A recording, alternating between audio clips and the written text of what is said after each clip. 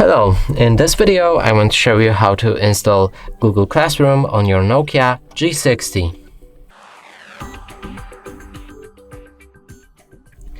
And to do this you need to open your Google Play Store right here, find the Google Classroom,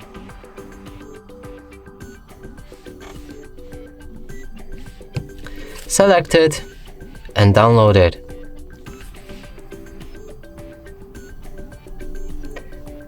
Now after installation process is complete, you should be able to open the app, click on Get Started, choose the account, then OK.